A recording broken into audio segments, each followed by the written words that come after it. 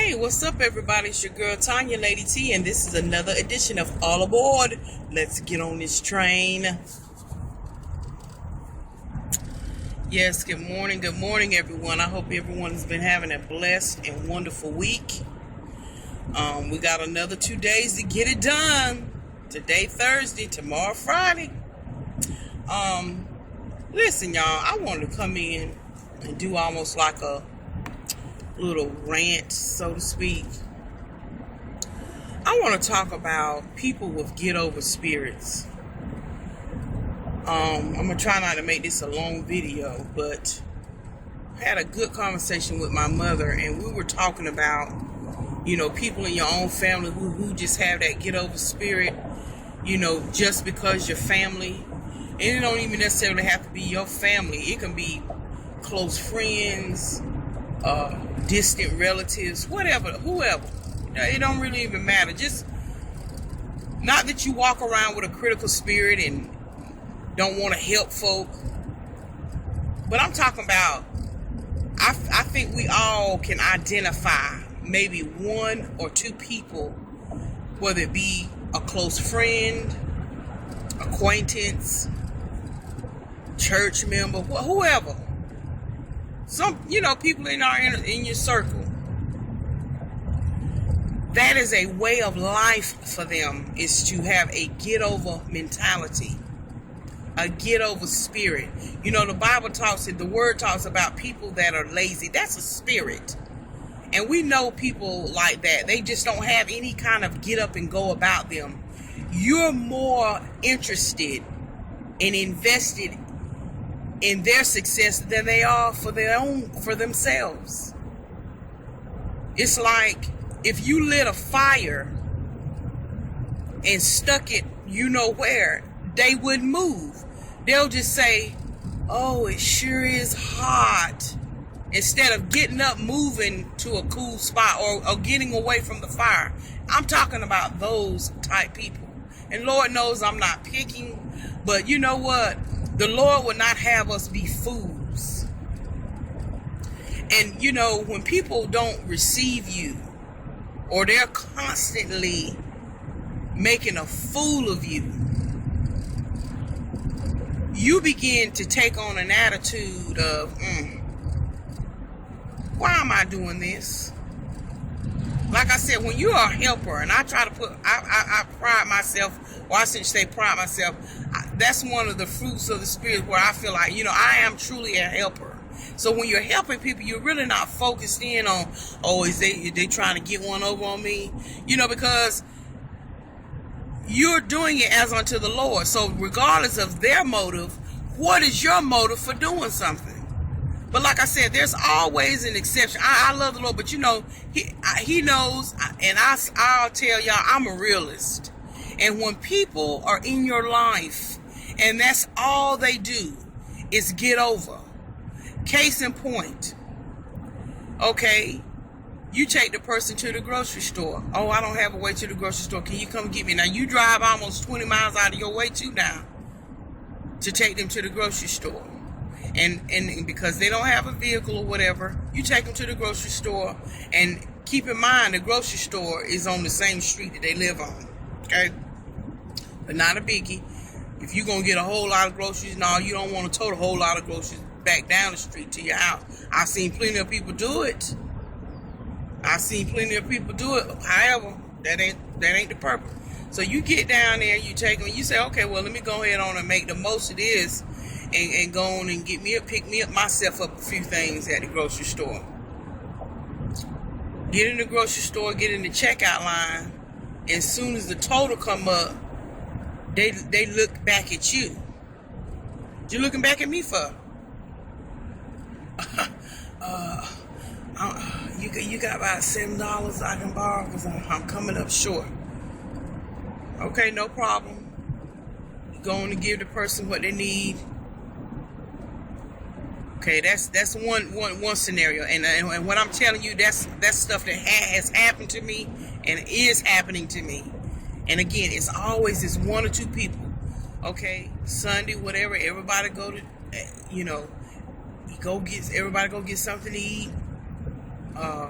You know, if you go and get yourself lunch, it's going to run you about $10. You know, if you're going to go out and eat with a group of people, or if you know what you got in your wallet, why don't you make sure when you're ordering what your wallet can cover?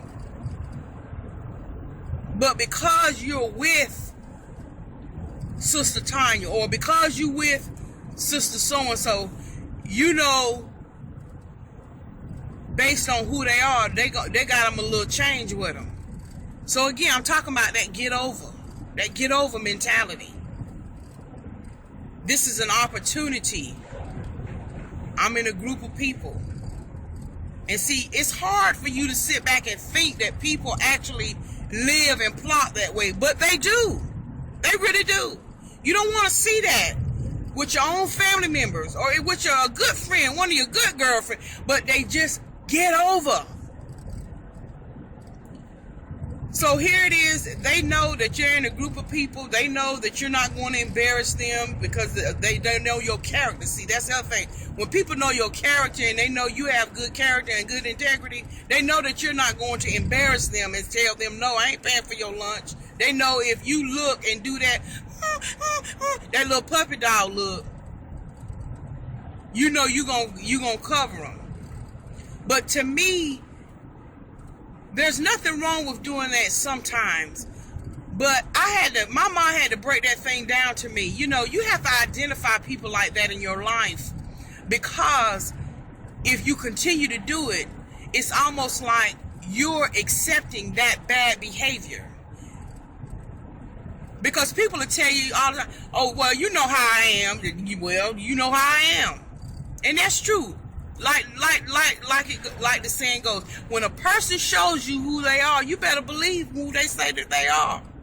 So if a person shows you that they are a get over person, then you got to either do one or two things. You either have to say, I'm not going to aid in the bed in that bad behavior. It's no different when your child is doing something they ain't got no business doing. If you continue to allow that behavior and allow that way of thinking, that mentality, that mindset, then you're really not you're not really helping your child.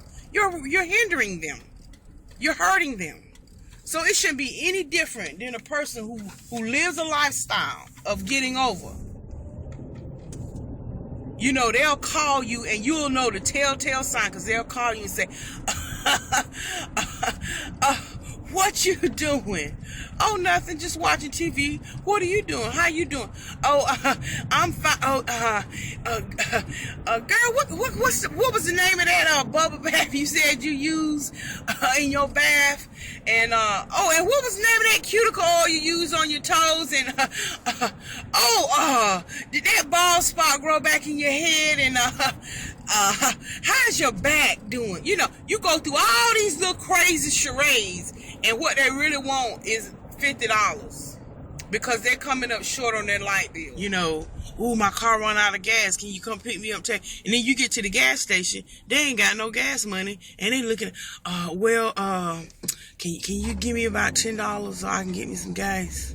Then you get to the gas station, they ain't got a pot to put it in or a window to throw it out of, so then you got to turn around and buy a daggone gas can. I'm telling y'all, there are people, and I know this seems petty, but when you begin to look at people in your life, not that you're a critical spirit person, and you walk around zapping everybody, I'm not talking about that. I'm talking about truly, them same folks. I'm talking about get over people who get over. People who, you know they don't have the funds to do this, that, the other, and they always call you, want you to go with them to do something because they know that they can turn around and say, and it just adds up. I'm short $2, or I'm short $5. I need $1.27. You know, it's always something, always. And then these are the same people that they can tell you everything that's going on in the celebrity world. They the same people that can tell you about everybody else's business. They can walk the dogs and they can walk the dogs, the cat and the cow. on everybody else's business. But when it comes to their own business, they don't know what to do but to live a lifestyle of getting over on folk. And I'm going to tell y'all, it really is beginning to vex me. So you know what? The Lord said, look, if it's going to vex you, don't do it. Because then that means you're sinning now at that point. And so I made up in my mind. You know, here it is.